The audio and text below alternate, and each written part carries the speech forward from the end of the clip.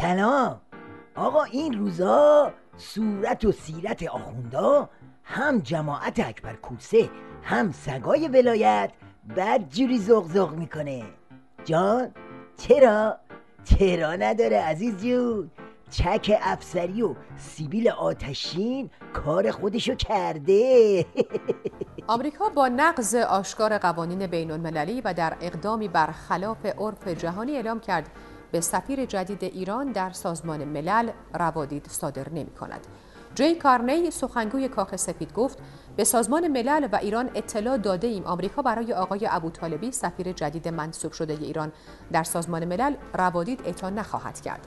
سنا و مجلس نمایندگان آمریکا در روزهای اخیر در مصوبه‌ای از رئیس جمهور آمریکا خواسته بودند به بهانه مشارکت ابوطالبی در تسخیر لانه جاسوسی آمریکا در سال 58 از صدور ویزا به وی خودداری کند.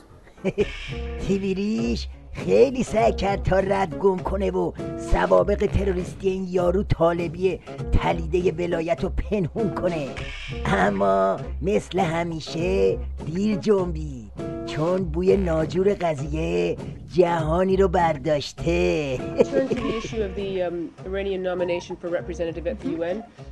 گزارش‌های امروز نشان می‌دهد که اوراق دادگاهی وجود دارد که او یعنی حمید ابوطالبی در دهه 1990 در ترور یک فرد ناراضی ایرانی در ایتالیا نقش داشت. آیا دولت آمریکا از این مسئله باخبر است؟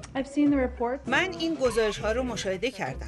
ما نگرانی‌های خود را به صورت علنی برای ایرانی‌ها و برای سازمان ملل متحد بیان کردیم و گفتیم که معرفی این فرد ممکن و شدنی نیست. ما قطعاً در نگرانی‌هایی که اعضای کنگره بیان کردن سهیم هستیم.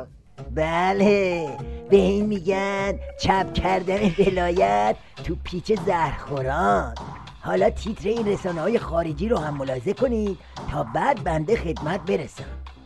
روزنامه بریتانیایی تلگراف: ابوطالبی به شراکت در ترور یکی از مخالفان متهم است.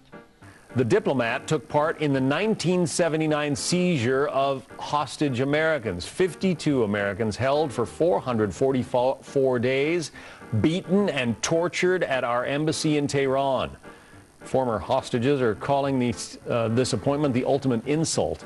Now they're urging the Obama administration to deny this ambassador a visa to enter the United States and take up his new post. سایت لاس وگاس لوکال نیوز: نماینده ایران برای سازمان ملل مغز متفکر در اتهام به قتل بوده است. Iran's mission to the United Nations calls the decision to deny Tehran's choice ambassador regrettable. The US refused to grant a visa to this man, Hamid Aboutaleb. The United States opposes Aboutaleb's appointment because of his ties to the 1979 takeover of the US embassy in Tehran. سایت فاکس نیوز: فرد منتخب ایران برای سفیر در سازمان ملل متهم به قتل سیاسی است. فکر کنم حالا دیگه همه دنیا فهمیدن که رد سیلی که تو صورت سیدعلی و کوسه و شیخ فریه جای دست کیه. این وسط الاغچی که رنگش مثل گچ دیوار شده و قافیه رو حسابی باخته اومد مثلا به خیال خودش تاقچه بالا بذاره. آقای عراقچی گفت فعلا قصد معرفی فرد جدیدی را نداریم و گزینه ما در سازمان ملل همچنان آقای ابوطالبی است.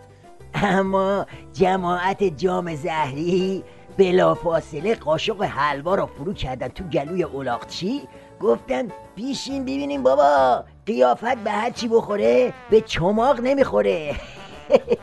توصیه می شود وزارت امور خارجه کشورمان در صورتی که به رغم تلاش‌های سازمان ملل متحد پاسخی منفی در مورد ویزای آقای ابوطالبی شنید، از تبدیل شدن موضوع به مشاجره جدید بین ایران و آمریکا جلوگیری کند و اجازه دهد مسائل مهمتر که اکنون در پرونده هسته‌ای ایران تبلور یافته اولویت پیدا کند.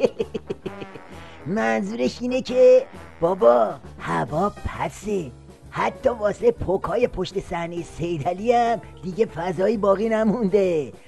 تا وضعیت از این که حسی‌تر نشده معکوس و بکش فری. بله اون که باید سیلی رو میزد زد، اونم چه زدنی. حالا از اینجا به بعد نوبت کوسه و صیدلی کپکه که مسابقه جویدن استخون و راه بندازن.